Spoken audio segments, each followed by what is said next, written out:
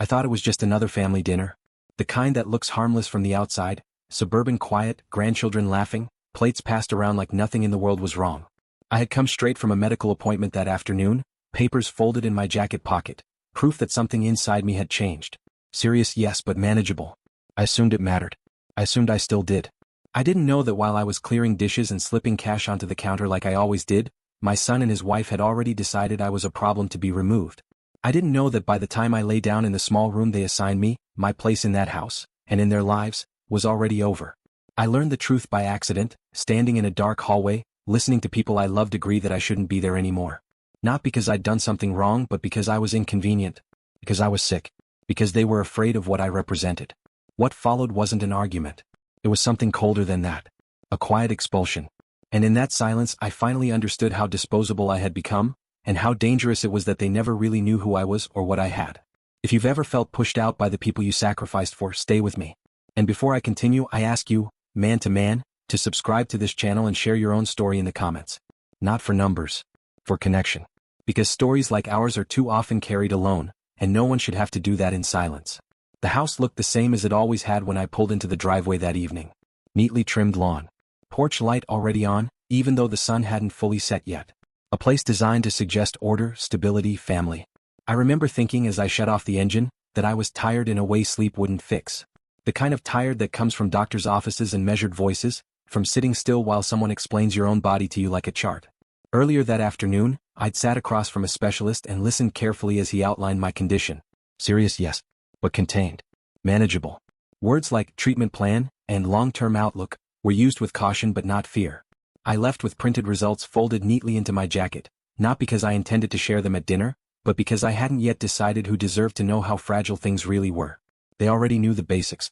I told my son and his wife the week before. Their reactions had been muted. Concern expressed efficiently, like checking an item off a list. No follow-up questions. No silence heavy enough to suggest worry. I told myself people process things differently. I told myself not everyone shows care the same way. Inside, the house smelled like food and something sweet baking in the oven. The grandchildren were at the table, loud and bright, moving between chairs, laughing at things that didn't need to make sense. I watched them for a moment before stepping fully inside. Children have a way of anchoring you to the present, whether you want to be there or not. Dinner passed without incident. Conversation stayed light. School stories. Work complaints. Weekend plans that didn't include me but didn't exclude me either. At least not openly. I ate slowly, listening more than speaking, feeling the familiar distance settle in. I'd learned over time that my role was no longer advisory. It was supportive. Financially present. Personally optional. When the meal ended, I stood and did what I always did. I helped clear the table. I rinsed plates. I wiped counters. At some point, without ceremony, I placed my usual cash contribution near the edge of the counter. Folded bills. Rent, groceries, utilities, my quiet way of justifying the space I occupied. No one commented. No one thanked me. The money disappeared shortly after, as it always did. Later, when the children were put to bed and the house began to quiet, I gathered my things and headed toward the small room I used at the end of the hall. It wasn't mine, not really. Just a place where my belongings fit. A place that could be reclaimed easily. As I closed the door behind me, I had no idea that the evening wasn't over yet. That the most important conversation of the night was just beginning. One I was never meant to hear, and one that would quietly undo everything I thought I still was. I lay on the bed fully dressed, the light off, staring at the ceiling I didn't own. The house settled the way all houses do at night. Pipes ticking, floorboards cooling, distant sounds of movement that told you other lives were continuing just beyond the walls. I wasn't tired. Not really. The doctor's words from earlier kept looping in my mind, not with panic, but with a quiet insistence that time had shifted shape. That I needed to be more deliberate about how I spent what remained ahead of me. At some point, I realized I'd left my glasses in the kitchen. I hesitated before getting up. I didn't want to disturb anyone, didn't want to be seen wandering the house after hours like I didn't belong. But I needed them for the morning, so I stepped into the hallway and moved slowly, careful with my feet. Their bedroom door was partially closed, light spilling through the gap. I wasn't trying to listen. I wasn't even aware they were talking until a sentence landed fully formed in the air, sharp enough to stop me where I stood. It was her voice first. Controlled. Not angry, decided. She was saying that this couldn't continue. That it wasn't healthy. That she didn't feel comfortable anymore, especially with the children in the house. She said my illness made things unpredictable. That my presence was unsettling. That it was time for boundaries. I remember gripping the doorframe, not because I felt faint, but because I needed something solid to hold me in place. My son spoke next. His voice was quieter, but it didn't push back. It adjusted. It agreed. He said he understood her concerns. He said maybe this was for the best. That things had changed. That I needed my own space now. No mention of talking to me. No suggestion of involving me in the decision. Just a shared understanding that the problem was already defined, and that problem was me. She went further. Said she didn't want the kids getting attached to something temporary. Said she was worried about what might happen. The implication was clear enough without being stated. Illness, to her, was not something to manage. It was something that threatened stability. Something to remove before it complicated things. I waited for my son to object. To soften it. To say my name in a way that suggested I was still human to him. He didn't. Instead, he said they would handle it in the morning. That they'd explain it calmly. That it didn't need to be dramatic. I stepped back silently, my glasses forgotten. I returned to my room and closed the door with care, as if noise might change what I'd just heard. I sat on the edge of the bed for a long time, hands resting on my knees, breathing evenly. In that moment, something clarified inside me. This wasn't a discussion. It wasn't a misunderstanding. It was a conclusion they had already reached together. I was no longer part of the household's future. I was an inconvenience with an expiration date, and they had decided to move it up. I didn't sleep after that. There was no point pretending I would. I sat on the edge of the bed at first, then eventually lay back and stared into the dark, listening to the house breathe around me. Every sound felt amplified now, the refrigerator cycling on, the distant hum of traffic, the faint creak of the floor as someone shifted in their sleep. It was strange how quickly a place can turn unfamiliar once you understand you're no longer wanted in it. I thought about knocking on their door. About stepping into the light and asking them to repeat what they'd said. Not to argue. Just to hear it directly. But I already knew how that would go. There would be discomfort. Awkward reassurances. Careful language designed to make the decision feel mutual when it wasn't. I had lived long enough to recognize when a door was already closed. Instead, I stayed where I was and let the night do its work. At some point, I reached into my bag and pulled out the folder from earlier that day. Medical results. Lab numbers. Notes written in the doctor's steady handwriting. I read through them again, slowly, as if seeing them clearly might restore some sense of control. The diagnosis hadn't frightened me when I received it. Not really. It had simply clarified things. Made the future narrower, more defined. What unsettled me now wasn't the condition. It was the realization that the people I'd been supporting, emotionally, financially, quietly, had already decided my limits for me. Sometime after midnight, I opened the smaller compartment of my bag and took out another folder. This one thinner. Unlabeled. Inside were copies of records I kept separate from everything else. Bank statements. Account numbers. Documents I never discussed. Not because I was hiding something shameful, but because I'd learned long ago that generosity without boundaries invites entitlement. I reviewed them carefully, not with anger, but with clarity. Over the years, I had helped with down payments, emergency expenses, tuition gaps, repairs. Always framed as temporary help.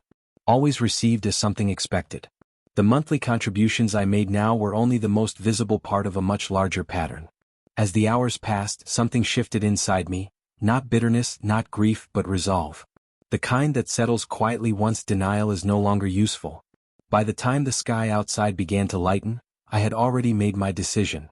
Not about leaving, that had been decided for me, but about how I would leave and what I would take with me. When morning came, I was calm. That surprised me. I folded the medical papers back into place, packed the folders carefully and sat waiting. Not for permission. Morning arrived without ceremony. No knock on my door. No gentle easing into the day. Just the sounds of the house coming back to life. Coffee brewing, cabinets opening, a child's voice drifting briefly down the hallway before being hushed. I waited until I heard movement in the kitchen before stepping out. I had already packed the few things I'd brought with me the night before, folding clothes neatly, arranging my bag the way I always did when travel was unavoidable. Order has a way of keeping emotion in check. My son was standing at the counter when I entered. He didn't look surprised to see me. That told me he'd slept just fine. He didn't ask how I felt. He didn't ask about the appointment from the day before. He went straight to the point, his voice measured, rehearsed enough to suggest this conversation had already happened once. Just not with me. He said they'd been talking. He said they thought it would be best if I found somewhere else to stay. He framed it as concern. Stability. Health. The children. He used words that sounded reasonable when spoken slowly. I listened without interrupting. I noticed how carefully he avoided my eyes. He said it would be temporary, though neither of us pretended to define what that meant. He said it wasn't personal. He said they hoped I understood. I nodded once. Not because I agreed but because there was nothing left to negotiate. The decision had been made in private. This was only the formality. I told him I understood. My voice was steady. I thanked him for telling me directly. The relief on his face was immediate and unmistakable. Relief that there would be no argument. No emotion he'd have to manage. No mess. I told him I'd leave that morning. He hesitated just briefly as if expecting something else, anger maybe or a plea. When none came, he simply nodded and turned back to his coffee. I returned to my room and zipped my bag closed. I didn't linger. I didn't walk through the house one last time. I didn't say goodbye to the children. Not because I didn't care, but because I'd learned that lingering only benefits the people who are letting you go.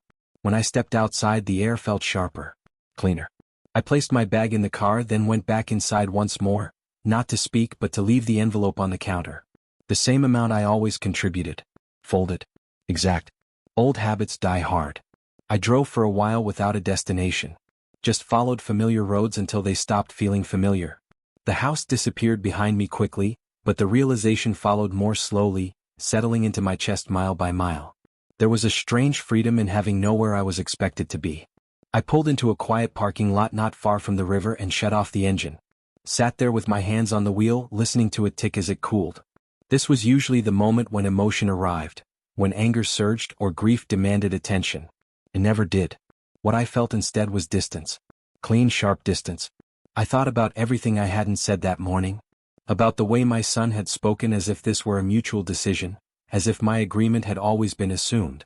I could have reminded him of the years I'd rearranged my life to support his. Of the financial help that never came with contracts or conditions. Of the nights I'd stayed awake worrying about his future while he slept easily, confident someone else was holding the edges together. I said none of it. There's a certain dignity in letting people live with the full weight of their choices without trying to lighten it for them. After a while, I reached into the glove compartment and pulled out my phone. There were messages waiting. None urgent. None from the house I just left. That, more than anything, confirmed what I already knew. The separation had begun long before this morning. Today was simply when it became visible. I made one call. It was to a number I'd kept private for years, for reasons that were now obvious even to me. The voice on the other end recognized me immediately. There was no surprise, no confusion, only readiness. I said I needed the arrangements activated. I didn't explain why. I didn't need to. Everything had been prepared quietly, patiently, over time. Contingencies built not out of suspicion but experience. By the time I ended the call, the next phase had already begun. I sat there a few minutes longer, then started the car again. This time, I knew exactly where I was going, not to the past I just left behind but toward a life that would finally belong entirely to me. I didn't go to a hotel. That would have felt temporary, like waiting for permission to return somewhere I no longer belonged. Instead, I drove to a place I had arranged months earlier, quietly, without explanation to anyone. At the time, it had seemed like caution. Now it felt like instinct. The building was modest, clean, overlooking a stretch of water that moved steadily whether anyone watched it or not. I parked, took my bag from the trunk and stood for a moment with the door open, breathing in the air. No one was waiting for me. No one needed reassurance. The silence wasn't hostile, it was neutral. Honest. Inside, everything was ready. Key waiting. Lights working. Furniture minimal but intentional. This wasn't an escape. It was a transition I'd prepared for without fully admitting why. I set my bag down and sat in the single chair by the window. From there, I could see the river sliding past, indifferent to ownership or family structures. I thought about how many years I'd lived inside other people's expectations. Father, provider, fallback plan. How rarely I'd asked what I needed beyond usefulness. The phone stayed quiet. That didn't surprise me. When people believe you'll always be available, they don't rush to check where you've gone. I unpacked slowly. Not because there was much, but because I wanted the act itself to mean something.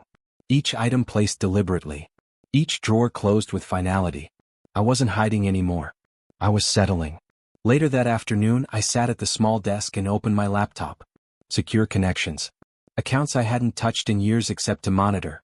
Numbers appeared on the screen, calm and exact. I reviewed them the same way I always had, without emotion, without urgency.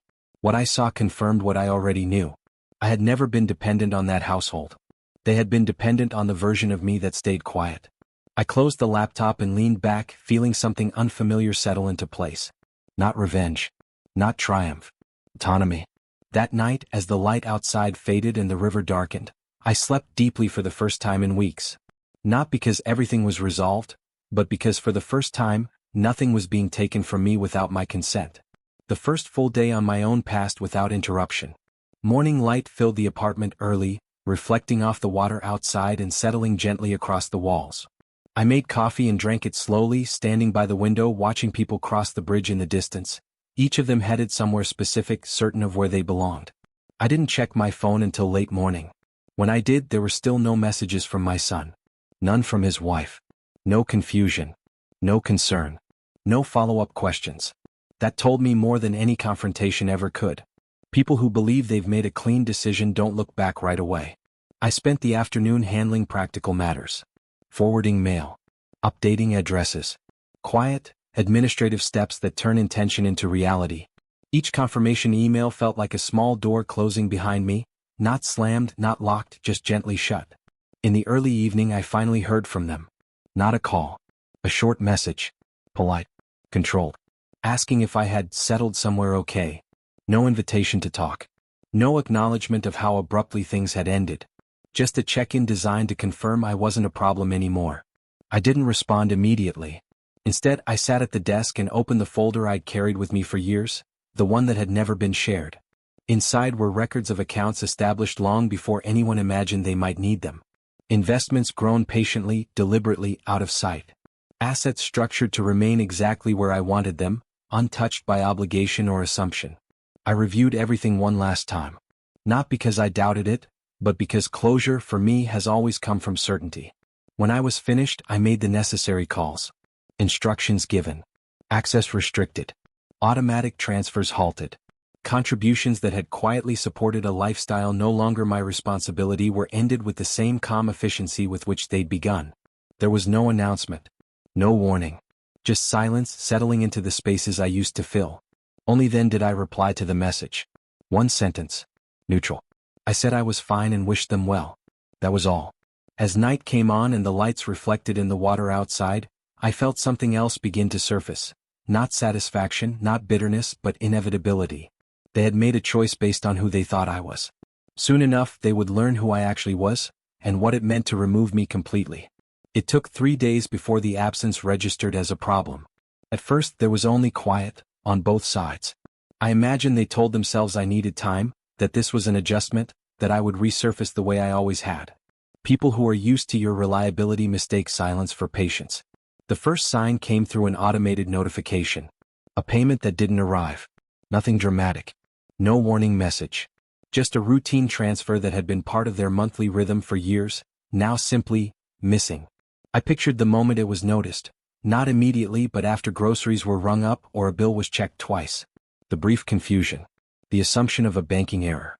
By the end of the week, there was a second realization. Another expected support line had quietly ended. Not canceled loudly. Just concluded, the way contracts do when their terms are fulfilled. That was when my phone rang. I let it go to voicemail. The message was cautious. My son sounded uncertain, as if stepping onto unfamiliar ground. He asked if everything was okay. Mentioned a possible issue with the account. Suggested we talk soon. I listened once. Then I archived it. Later that evening another call came. This time from his wife. Her tone was different, tighter, more direct. She asked if there had been a mistake. Said they were trying to understand what changed. I didn't answer that one either. What had changed was simple, though I doubted they would see it that way. The arrangement they had relied on was never discussed because it was never questioned. My presence had been acceptable as long as it came with quiet support and no needs of its own. Once I was gone, the structure they'd built around that assumption began to show its gaps. I sat at the desk that night and looked again at the consolidated figures. Years of discipline, of restraint, of choosing not to announce what I had secured. The total sat there calmly, unbothered by family dynamics or hurt feelings. Just over 11 million. Enough to live well. Enough to remain independent. Enough to never again confuse love with obligation. I closed the file and turned off the light. Somewhere else, in a house I no longer occupied, they were beginning to understand that removing me hadn't simplified their lives. By the second week, the call stopped pretending to be casual. My son left another voicemail, longer this time. He talked around the issue instead of naming it, the way people do when they're afraid of sounding ungrateful while asking for what they believe they're owed. He said things were tight. He said expenses had come up unexpectedly. He said they were trying to adjust but hadn't realized how much I'd been helping. That last part stayed with me. They hadn't realized. Of course they hadn't. When support arrives consistently and without conditions, it stops registering as support and starts feeling like part of the environment, like electricity or running water. You only notice it when it's gone. I didn't return the call. Not out of spite. Out of clarity. There was nothing to explain that wouldn't immediately be reframed as negotiation. A few days later, his wife tried again. This time by text. Short. Direct. She asked if we could sit down and clear the air. Said there had been misunderstandings. Said she was worried about how abruptly things had shifted. I read it once, then placed the phone face down on the desk. What she was worried about wasn't the shift. It was the permanence of it. I thought back to that night in the hallway, the certainty in her voice, the way my removal had been discussed as a precaution, a necessary step to protect the household from instability. At no point had anyone asked what would protect me. At no point had my future been considered part of the family equation. People are very comfortable making decisions for you when they assume you have nowhere else to go. That afternoon, I met with an advisor I'd worked with for years. We reviewed everything again, not because it needed revision but because I wanted confirmation that my independence was complete. No shared access. No informal arrangements. No lingering threads that could be tugged later under the banner of reconciliation. When we were finished, he asked me how I felt. I told him the truth. I felt lighter. Not because I had more than enough, but because for the first time, what I had was unquestionably mine, and no one could confuse my restraint for weakness ever again. That evening I finally responded. One message. Carefully worded. I said I appreciated their concern, but I wasn't interested in revisiting the decision. I wished them stability and hoped they found a solution that worked for them. I didn't mention money. I didn't mention the past. I didn't mention the night they thought I couldn't hear. Some things don't need to be said to be understood. It wasn't a single discovery. It never is. Truth, when it's been avoided for too long, arrives in pieces, small enough to dismiss at first, sharp enough to wound once they connect. I imagine it began with a practical conversation. A spreadsheet opened late at night. Numbers reviewed with increasing tension. A realization that what they had assumed was help had in fact been a foundation, and that the foundation was gone. At some point, curiosity would have replaced frustration. They would have started asking questions, not of me but of institutions, banks, advisors. The kinds of calls people make when they realize they don't actually understand the structure they've been standing on. That was when the answers would have shifted. Accounts that didn't exist in their names. Assets that had never been shared. The absence of any mechanism to compel what had always been voluntary. Each confirmation tightening the same conclusion. I hadn't been living with them because I needed to. I had been there because I chose to be. The first message after that shift came late in the evening. Longer than the others. Carefully composed. My son acknowledged that he hadn't fully understood my financial position. He said they were surprised. He said they wished things had gone differently. He didn't apologize. That too told me everything. Surprise is what people feel when they realize they misjudged leverage. Regret is something else entirely. I didn't respond. Not because I was punishing him, but because there was nothing left to correct. Their understanding had finally caught up with reality, and reality doesn't negotiate once it's been revealed. That night, I walked along the river until the air cooled and the lights across the water blurred into long reflections. I thought about how easily people confuse proximity with power. How often they assume the quiet person in the room has the least control. I had spent years allowing that assumption to stand because it made life simpler. Now it simply no longer served me. When I returned to the apartment, I slept without interruption. Not from exhaustion, but from certainty. The days settled into a rhythm that felt unfamiliar at first, not lonely, just unclaimed. I woke when I wanted, ate when I was hungry, spoke only when I had something to say. No one monitored my movements. No one measured my usefulness. That kind of quiet takes adjustment. I noticed small things first. How slowly I drank my coffee now. How long I could sit by the window without feeling the need to justify it. How my body, despite the diagnosis, felt steadier when it wasn't braced against someone else's expectations. There were no more messages after that last one. No apologies. No escalation. Just absence. I suspected they were busy, reworking budgets, making calls of their own, recalibrating a life they'd believed was simpler than it truly was. I didn't follow up. I didn't check in. I had done enough checking in for one lifetime. Instead, I focused on my own affairs. Medical appointments scheduled on my terms. Care arranged without commentary. Plans made quietly, deliberately, with professionals who spoke to me directly, not around me. For the first time since the diagnosis, I felt like the situation belonged to me, not to anyone else's fear of it. One afternoon, while reviewing paperwork at the desk, I realized something that stopped me for a moment. I was no longer waiting for permission, for acknowledgement, for reconciliation. The urge simply wasn't there. What I had mistaken for attachment all those years had been responsibility. And responsibility, once lifted, doesn't always leave a wound behind. Sometimes it leaves space. In that space, I began to imagine a future that wasn't defined by proximity to family or by what I could provide them. A smaller future, perhaps, but one shaped by choice rather than obligation. That night, I turned off the lights and listened to the river again. It moved the same way it always had, indifferent to who stood beside it or who walked away. For the first time, I felt the same way. It took longer than I expected for the consequences to fully surface. Not because they weren't immediate, but because denial stretches time in strange ways.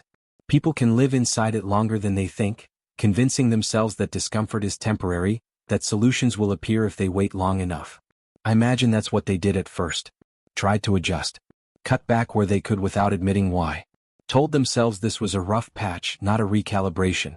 That I would soften. That time would do what pressure no longer could. It didn't. By the third month, the silence changed character. It was no longer mutual. It was defensive. I could sense it even without messages. The absence had weight now. The kind that follows failed attempts at recovery. When my son finally reached out again, it wasn't about money directly. It never is once people realize the door is actually closed. He spoke instead about the children. About how they asked where I was. About how explanations only worked for so long before they began to feel thin. I listened. I said very little. He told me they were under stress. That things had become complicated. That decisions made in the moment sometimes look different with distance. I agreed with that. He waited, I think, for me to bridge the gap. To suggest a compromise. To offer some form of return, financial, emotional, logistical. Something that would restore balance without forcing him to confront what had really happened. I didn't. I told him I hoped they found their footing. I said the children deserved stability. I said I believed he would do what he thought was right. What I didn't say was that stability built on unspoken dependence is never stable at all. It's just delayed collapse. After the call ended, I sat for a long time without moving. Not because I was shaken, but because I was acknowledging something final. The relationship I'd had with my son, the one built on provision and proximity, no longer existed. And the version that might replace it would have to stand without those supports. If it ever did. That evening, I walked the length of the river again. The air was colder now. The season shifting without asking permission from anyone. I found comfort in that. In the idea that change doesn't require consensus to be real. Somewhere behind me, a life I had funded was learning to stand on its own. Ahead of me, one I had postponed was finally beginning. Life has a way of revealing itself when no one is watching. Weeks passed, then months, and the urgency that once framed everything I did slowly dissolved. Medical routines became familiar instead of threatening. Treatments fit into my days without dominating them. I learned my limits, respected them, and found that within those boundaries there was still plenty of room to live. I furnished the apartment properly, not extravagantly but intentionally. A better chair by the window. Shelves for books I'd meant to reread for years. A table large enough for one person who didn't need to apologize for taking up space. Each purchase felt less like consumption and more like acknowledgement. I was here and this life deserved care. There were moments when memory surfaced uninvited. A grandchild's laugh. The weight of my son's hand on my shoulder years ago, when he still leaned instead of standing apart. Those memories didn't hurt the way I'd expected. They arrived quietly and left the same way without demanding resolution. I understood something then that had taken me decades to learn. Not every ending requires confrontation. Some conclusions are reached simply by continuing forward while others remain still. I received one final message near the end of the year. Brief, polite. My son said he hoped I was well. That they were managing. That the children missed me. I read it carefully. I believed him. And I let it rest where it landed. I didn't respond, not because I lacked compassion but because I no longer needed to explain my absence or justify my presence. If there was to be a future connection, it would have to exist without leverage, without expectation, without the quiet exchange of money for belonging. That kind of relationship can't be rebuilt by reaching backward. It can only be built by meeting again on equal ground, if both sides are willing. As winter settled in and the river slowed, I realized something else. I wasn't waiting anymore. Not for reconciliation. Not for regret. Not for recognition. I was living. And that, I had learned, was the most complete answer I could give. I sometimes think about that first night after I left. The hallway, the half-closed door, the certainty in their voices. Not with resentment, but with perspective. That moment didn't destroy anything that wasn't already hollow. It simply revealed what had been quietly true for a long time. I live differently now. Not dramatically. Not extravagantly. Just honestly. My health is monitored. Managed. Respected. I take my walks when the weather allows. I sit by the window when it doesn't. I read. I think. I allow days to pass without assigning them a purpose beyond being lived.